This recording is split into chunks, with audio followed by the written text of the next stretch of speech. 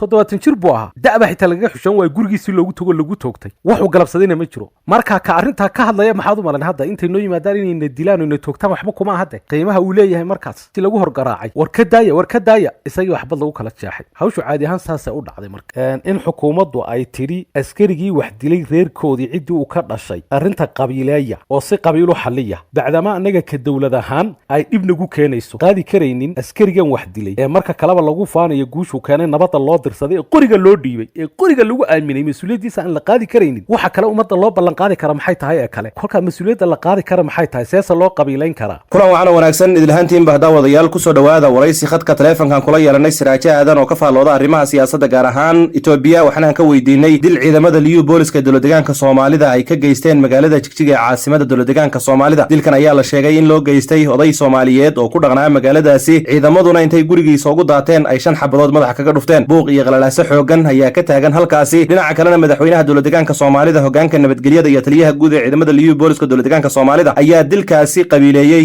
iyadoo beesha askariga dilka geystay uu ka soo jeedo lagu amray in ay qaataan mas-uuliyadda dilkaasi dhinaca kalena ay laga dhigo dil dhex maray laba qabiil haddaba maxaa keenay in xukuumadda dowladegaanka soomaalida arrimahaasi ay sidaasi u dabarto dhinaca kalena haddiiba askarigii dilay juweeriye subcis oo ahayd xubin xildhibaanada dowladegaanka soomaalida ka tirsan dhinaca kalena golaha dhexe xisbiga barwaaqo ahayd askarigii dilay maanta xabsiga uu ku jira dhinaca kalena xukuumaddu ay tiri lama toogan karo sidoo kalena ay dhaqaale iyo hantiba ku bixinayso maxaa keenay in askariga soomaaliga dilkiisa loo saariyo qabiil sidoo kalena beeshiisa lagu amro in ay bixiyaan magtii iyo sidoo kale xaquuqaadka kale ee lagu leeyahay askarigaasi oo dowladda ay u qaadan leedahay mas-uuliyadda askariga ay dirayska u xidhay dhinaca kalena qoriga ay u dhibtay maxaysan noqon doontaa xaaladda guud ee dowladegaanka soomaalida siraajow soo dhowow marka koobaad waxaan rabnaa bal inaad faahfaahin naga siiso dilkaasi ka dhacay magaalada jigjiga qaabka u dhacay iyo askariga geystay nooca uu ahaa iyo sida uu geystay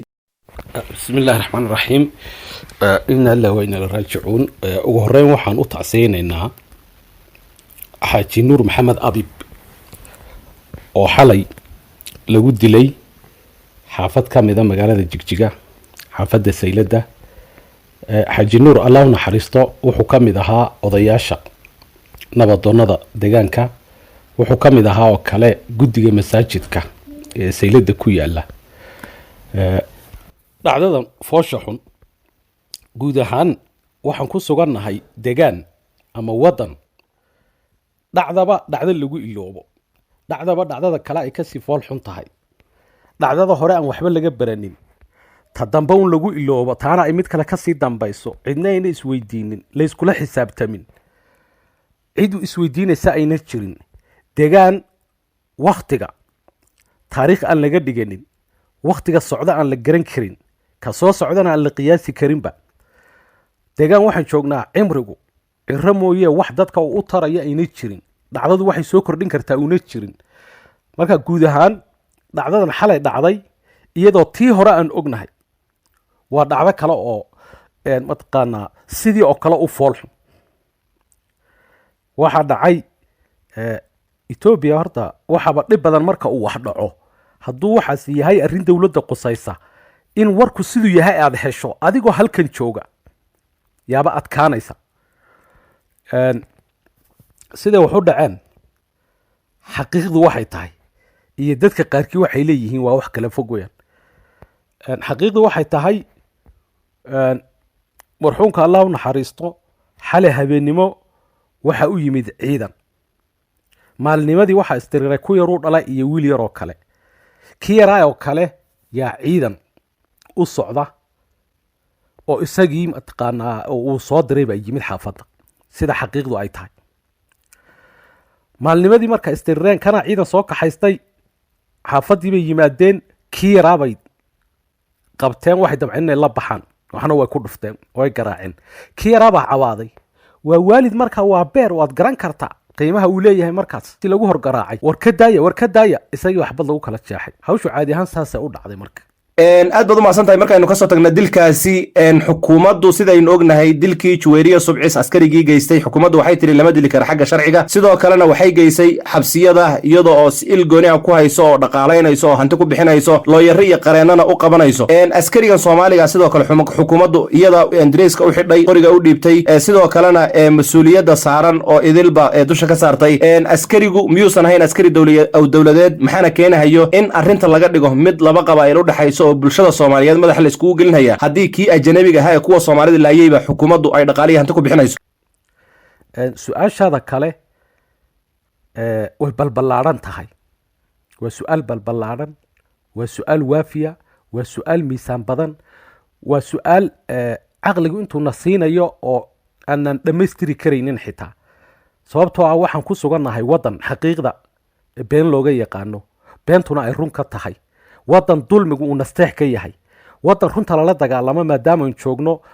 waxaan uga jawaabi karaa su-aashaadan balbalaaran maadaama ciidan la taxalluqday oo haddana kuwa Soomaali oo kuwa federaalku xunbaaba laga yaabaa inay sharciga waxyara eegeegaane hadda dee marxuumkii 70 jirka ahaa 70 jir buu ahaa da'ba xitaa laga xushan way gurigiisii loogu tago lagu toogtay wuxuu galabsadayna ma jiro marka ka arinta ka hadlaya maxaad u malan hadda intay noo yimaadaan inay dilaan oo inay toogtaan waxba kuma hadda marka waxaan uga jawaabi karaa uun deegaanka noocaasa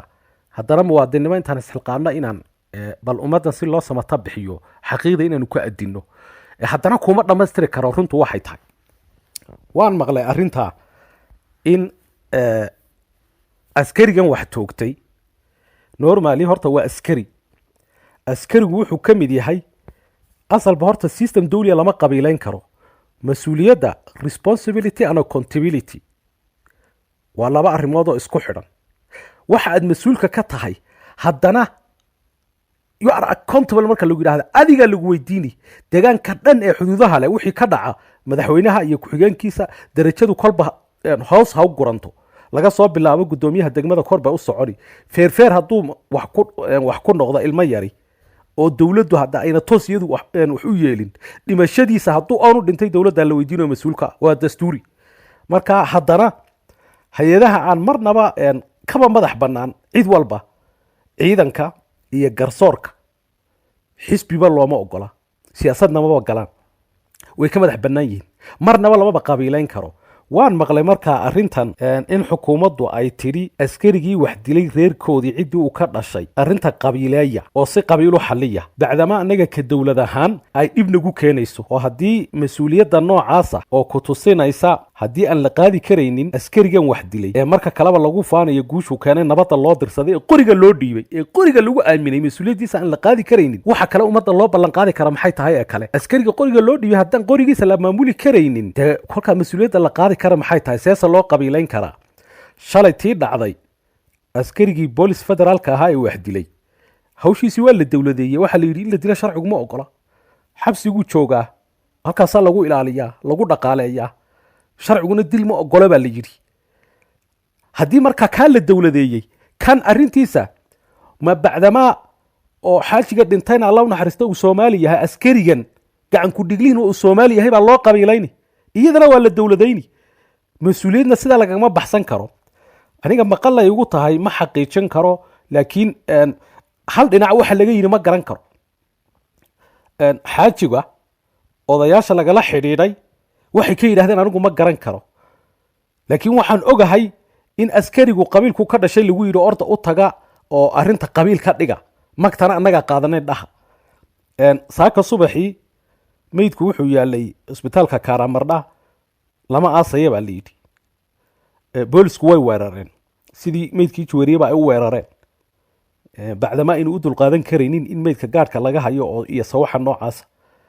meydkii sidii bay ku qaateen oo lagu aasay sida aan warka ku hayo marka arrintu noocaasay u dhacday arrinta nooca u dhacday marka haddii la yidhaahda ha la qabiileeyo mas-uuliyadda marka aan qaadi karno maxay tahay maxaynu mas-uul ka nahay hadduu ciidanku qabiil noqdo oo askarigu qabiil yahay dee qoriga maxaa loogu dhiibay kursigasa maxaa loo fadhiyaa maxay u dhisan yihiin nidaamka booliska chain of command arrintan markaa laba arrimoodba waxay ku tusinayaan waddanka waxa ka jira in la yidhaahdo askarigan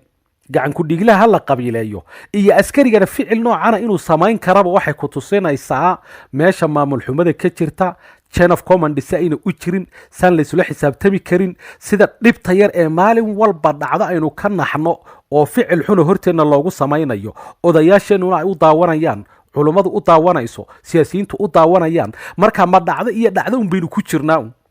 70 jir baa gurigiisa xalay loogu daatay oo ayar wiilkiisa inta la damcay inta la baxo markuu ka hadlayna wajiga xabad lagaga dhuftay ma dhacdo la qarin karaa xaqiiq ma tahay waxa noocaas haddana haddii lagu soo wararo soo dhib maaha mas-uuliyadda kuwii qaadi lahaana maxay leeyihiin ree hebel ha u kacaan oo ayaha askarigu dirayska ma wuxuu u xidhan yahay ree hebel garaadadaba ree hebel baa siiyey dee dowladnimada aad sheeganaysa halkan loo fadhiya maxay tahay ee lala soo fadhiyo waxay ka dhigan tahay marka adigu dadka aad eryanayso dee wax walba hala qabiileeyo adna taytalka iska daya suldaan noqo madaxweynuhu suldaan ha noqdo qabiil ha ka soo jeedo ama garaad ha noqdo miduu doona ama warba ha noqdo ku-xigeenku sidoo kale meesha ha la wada qabiileeyo meesha waxa ka socda waad yaabaysaan adduunka wax ka dhacay ma aha waxa weeyaan bacdamaa waa saan idiin sheegayo askari wax dilay haddaan mas-uuliyaddiisa la qaadi karaynin 8 milyan mas-uuliyaddooda see loo qaaday oo laleeyahay waa lay doortay haddana see loo qaaday dadkan mas-uuliyaddooda qorigan haddii aadan iga badbaadin karaynin 50 kuna ciidanka dee markaa mas-uuliyadda aad sheeganaysa maxay tahay waa wax la yaab leh anigu ma garan karo wixii laga yidhi laakiin waxaan garan karaa oon xogaal ka ahay sida aad sheegayso su-aashaasi ha noqoto mid balballaadhan jawaabteeduna sida u balballaadhan tahay uma balballaadhin karo laakiin waxaad jeclahay xaqiiqdii waan kuu dulmaray wax badan oo kale oon odhan karana way jiraan laakiin nuxur ahaan waxaan filayaa ficilka foosha xun ee marxuumka lagu dilay iyo gardarradana inay jirto haddana mas-uuliyaddii dowladdii qaadi lahayd ee waxaa samaysayna in dhibaatadiina ay tiri qabiileeya nidaamkii noocaas ahaa waayahay berrina mid baa la dilaye te askarta